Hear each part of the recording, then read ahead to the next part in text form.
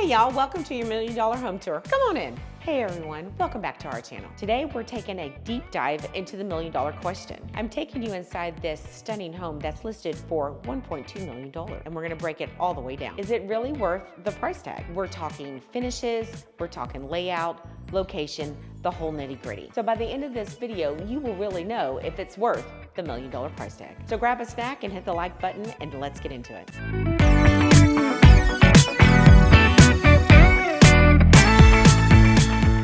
All right, so the first thing that we see when we come into the house is we see a formal dining room. I like a formal dining room, but it's part of an open concept, so they get a check mark there. Now the finish, I'm not super excited about this. This is pretty basic. I felt like they could do better, so that's okay. Tray ceiling is nice. They have recessed cans, like it. I do like the paint color. I do like for everything to be to where you've got a blank canvas. So a color is definitely okay. I do like this though. I do like green. Green is very in right now, but I do like the tile in the back. I think it's modern.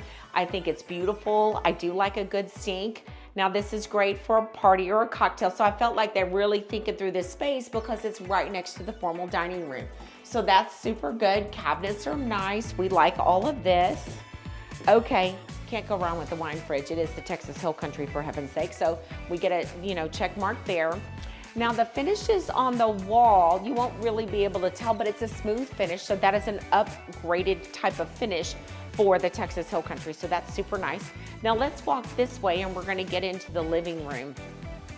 Okay, so as I head into this living room, number one, I like the space.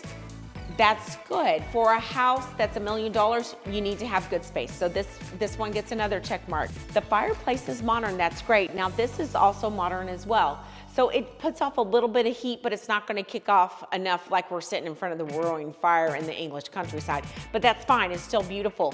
Now this is a beautiful touch. I do like the floating shelves here. It doesn't have anything down here, but it doesn't necessarily need anything where you're supposed to put the toys for the kids and all the things. So that's fine. So we do like all of this. Very beautiful modern finish. Now it's got this open sliding glass doors. Now I'm 50-50 on the sliding glass doors, and here's why. It's Texas, it's hot, it's still October, it's really hot, and the bugs that we grow in the Texas Hill Country are gigantic. So I don't think the juice is worth the squeeze on the windows, on the sliding glass door. So not my thing, and I don't encourage you to spend the money. Now, they invested well in the island pendants. So those are well and those are good. The island's a good size as well. Now they did do a beautiful upgraded touch, which is to put the garbage disposal button in the island. So that's a good plus. That's an updated feature. We like that. Now these cabinets are green again as well, but they're not the same shade that was in the wet bar. So that's good. So you get a different kind of color selection. We like that. Cabinets are good. I also like that the kitchen is two-tone. Now this is a modern type of tile, and it's Subway with an upgraded twist. So a little bit more modern. This is nothing more than a cafe stove, so nothing fancy going on there. I do like pull-outs. I do think those are a great touch that you have in a kitchen, and that's definitely an upgraded feature. So that's all wonderful and good. Now I do see a pull-out trash can, so that's a must-have. If you're gonna have $1 million home, it should always have a pull-out trash can. If it doesn't, turn around and walk out and go the other direction because it's not worth the money. All right, now we did a double oven. I'm not a fan of their microwave above the double oven. Here's why. What if we're only 5 foot? Now we've got to reach and pull something out. And as you get older in the Texas Hill Country, you may not be as strong as you once were. You know, like the old Solo Cup song goes, I'm not as strong as I used to be. So not a fan of this. The location should be over here, or the location should be over there. Or you could put it in the island, which I'm not a fan of, but that doesn't work for me. So that's not necessarily a good one. One of the things that I noticed about this kitchen is that the cabinets, they have 2 rungs, right? So we have the standard 42 plus the other additional ones. Love that. But what they did do is that the ceiling height is really tall. So they took the tile, which is the kitchen backsplash, and put it up tall. That is definitely a $1 million touch, and it's beautiful. All right, let's head this way. All right, they have a breakfast nook. It's good. The space is really good. So this is a 5-person round table. It's beautiful. We like the chandelier. I mean, it's good if that's your vibe, it's not bad. But then they did do something that's interesting, and I really, really like this. This right here, this is great. You can put all your little plants or whatever, or have a little plate display. So that's nice, and it's also a personal preference. So that's definitely nice. Let's go this way and see what's this way. Okay guys, I really like this, and here's why. You've got 2 bedrooms, and you've got their own little game room. I really like that. This is a great layout if you've got 2 little kids, because then they have their own playroom, which means they're not in your playroom, which is the living room. So let's take a look at the bedrooms and see what we think about them. All right, the size of the bedroom is really good. Again, we still have the smooth finish. They have 8-foot doors. We like that. That's good stuff. We like the black windows that go with it. Oh, and we have a Jack and Jill bathroom. We definitely like that. Okay, the tile is great. It's got a modern tile. I don't know what's going on with this bathtub though, but I'm not a super fan of it because it's small. The cabinet color is great for a Jack and Jill bathroom because it's pretty neutral. So that's always a good thing. Kids are gonna go through different color schemes that they like, and as they grow up, they don't want pink or purple, and boys don't necessarily want blue and all the things. But then when the kids are gone, you've got something to work with, and I like that. So that's definitely a plus as well.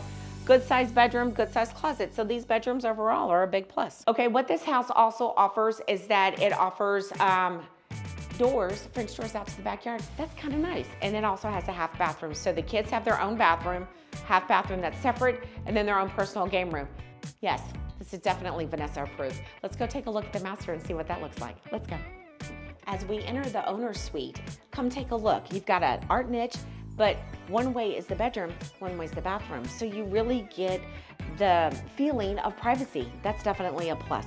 Let's go take a look at the master bathroom first. Okay, I like it. Again, we're keeping with the theme of green, which is nice. So you better like green if this is the house for you. But something tells me if you build this home from the ground up, you can choose different cabinet colors if you want to, but it is super nice. This is definitely an upgraded feature where it comes out the wall instead of down here. So more space for, you know, lotions and potions.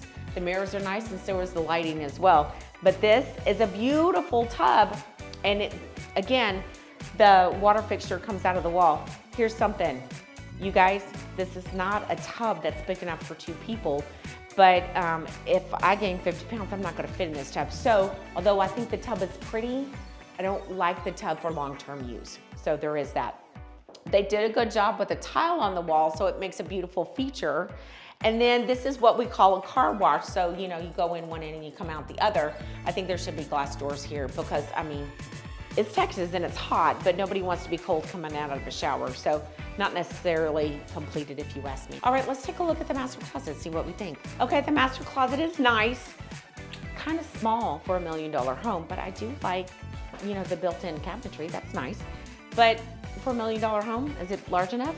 I mean, I got things, do you have things? I'm just saying. All right, let's go take a look over in the primary's bedroom. Now, what I expect in a primary bedroom is I expect for it to be large enough for a king-size bed, large enough for 2 nightstands, and when I get old, I'm gonna need to make sure that my walker and my cane can all be put in here because I ain't going nowhere.